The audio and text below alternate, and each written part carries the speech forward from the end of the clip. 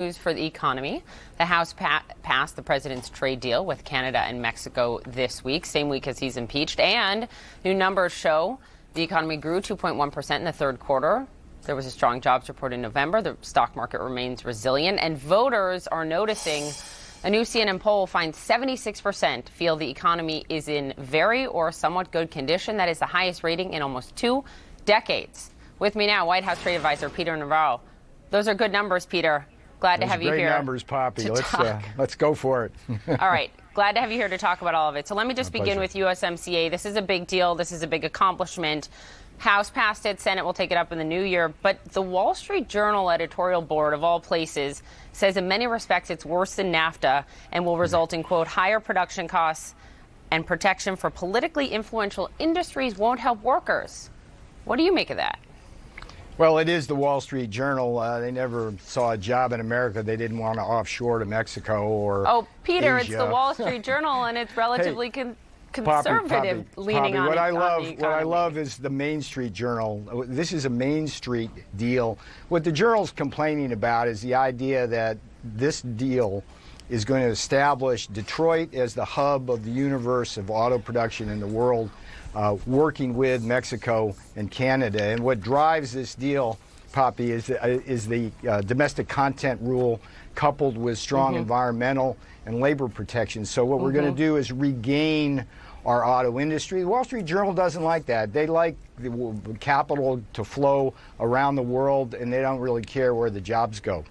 Let me ask you this, because the ITC, right, like an independent body, the International Trade Commission. International Trade Commission. Yep, says this is going to create 176,000 new jobs over 6 years, increase GDP by about 0.35%. They call it a moderate increase. For comparison's sake, we had 266,000 jobs added here last month alone. It did note, Peter, that there will be, they think, a modest price increase in the amount Americans pay for cars made here, for example. How much more should people be expecting on the consumer cost increase as a result of this? Well, let's also point out that it's 75,000 auto jobs. And, you know, the old Henry Ford philosophy was to pay workers well so they could afford to buy the cars.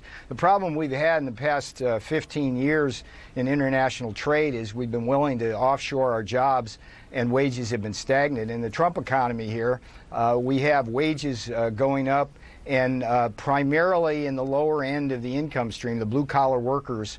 The Republican Party under President Trump has become the party of the working class. We have no concerns about people not being able to afford new cars in the Trump economy. They're going to have fat paychecks and good prospects. All right, so you guys, you're betting the American consumer is willing to stomach a little bit of a price increase.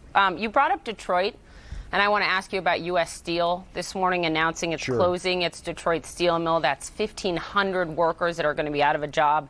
AK Steel, just a little while ago, you know, sold for a fraction of its pre-Trump price. I mean, you guys instituted those steel tariffs 25% last year to try to avoid a scenario like this. And it feels like this is showing that that bet by the administration is not paying off. Does the administration need to change its strategy? I think the bet's paying off beautifully. You have to understand the difference between a company like U.S. Steel, which is blast furnace oriented, and Nucor on the other end, which is doing very well, which is electric arc furnace, which uses recycled product to make scrap, basically, to make it steel. U.S. Steel did not adapt with the times. They're paying for it dearly. But if you go between down deeper into their statements, what they're doing is they're investing heavily in the industry to make the transition essentially to a more modern form of steel making. We are very bullish on the steel and aluminum industries because of the tariffs, and if they weren't in place, those industries would be in very bad shape right now. But they're not. All right. Well, despite those tariffs, they're still closing this mill and laying off 1,500 workers. But I really want to move on to Peter. Go ahead. I want to move on to China because I want to spend time here. Okay, and people should read more about U.S. Steel. So I'm sure you saw what Bloomberg is reporting this morning on China and the Phase 1 deal. That Bloomberg Economics has calculated that the trade war this year has cost between 0.3 and 0.7% of GDP, real GDP. And even with Phase 1 of the China trade deal signed, when you guys get that thing signed, they are predicting it's going to cost the U.S. economy $316 billion by the end of next year. Are you concerned? I mean, that would be greater than the gains from a phase one deal.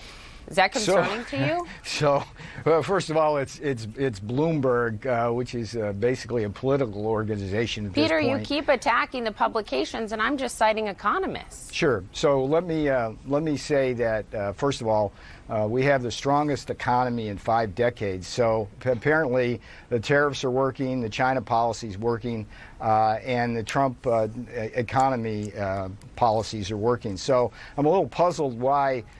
We have these forecasters keep saying that things are going to go bad when they're going amazingly well now. So I discount Bloomberg forecasters. Bloomberg forecasters probably said we were going to have a collapse of the economy when Trump got elected. So there it is. I don't remember them saying that.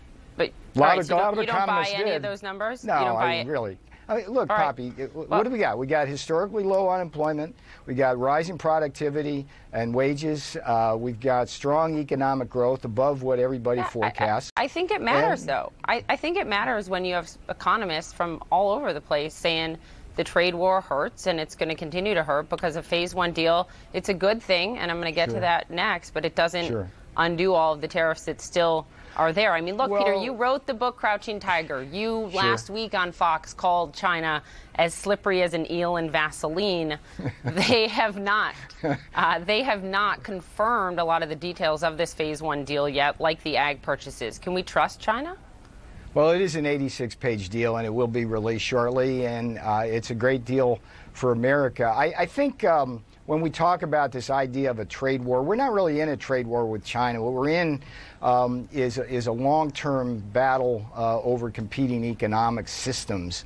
And remember, before President Trump got here, China was engaged in this economic action, steal on our intellectual property, forced technology transfer, all sorts of things. And what we're trying to do as an administration is hold them accountable.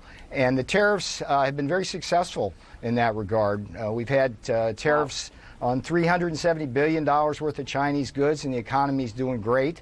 We're defending our technologies from China using those tariffs. Now we have a phase one deal. They would not have come to the table unless those tariffs were in place. So trust in Trump on trade, because he's not going out of the park. We got deals with Japan, we're Canada, not in a trade Mexico, war with China. Just quickly, South Peter, Carolina. I want to move on to the ag purchases, but you just said we're not in a trade war with China? It's really? It's bad terminology. What we are is in a struggle with a state-owned enterprise, state capitalist system trying to take us apart, and we're winning under President Trump. Okay, I want to move on finally to farmers and the Midwest, because I think they get overlooked way too much. A big part of this phase one deal with China is ag purchases. Robert Lighthizer said that we're going to see 80 to 100 billion in new sales for ag over the next 2 years. That is a huge number. Before the trade war even began, the U.S. only sold about 24 billion in ag to China. The Farmers for Free Trade told CNN, our hope is this is not another empty political promise to farmers. Is this administration promising American farmers right now, when you have farm bankruptcies up 24% from a year ago, that they will see 50 billion in ag purchases from China for the next 2 years? Is that a promise? Look, I have even better news than that, Poppy. If you look at the 5 major deals that the president has done, the Japan deal, tremendous benefits for farmers. Mexico and Canada. But I just want to narrow in on this, Peter, because I really think they deserve a straight answer. In terms of agriculture, is that a promise for U.S. farmers? It's a deal that's going to be signed by both presidents, China President and President Trump, and I've seen the details of the agricultural purchases that need to be signed, and so it's a deal and it's a promise from China to buy those once they sign the deal. Okay, let's hope it's a reality for them. Come back again. We got a lot more to get to. Farmers are doing great. Thanks, Poppy. Great to talk to you. Well, okay, Peter. They've really been struggling in the Midwest. Understood. And their 24% increase in farm bankruptcy from a year ago, I think they'd take issue with that statement. Well, these deals we put in place, it's going to be a great boon for farmers, and they're happy. I hope it is, but it doesn't help those who have already suffered. Understood. But let's hope for better ahead. Thanks, Peter. Understood. Thanks. Okay. All right, this morning, the president lashing out at a leading Christian magazine after it called for his removal. More on this stunning new battle is next.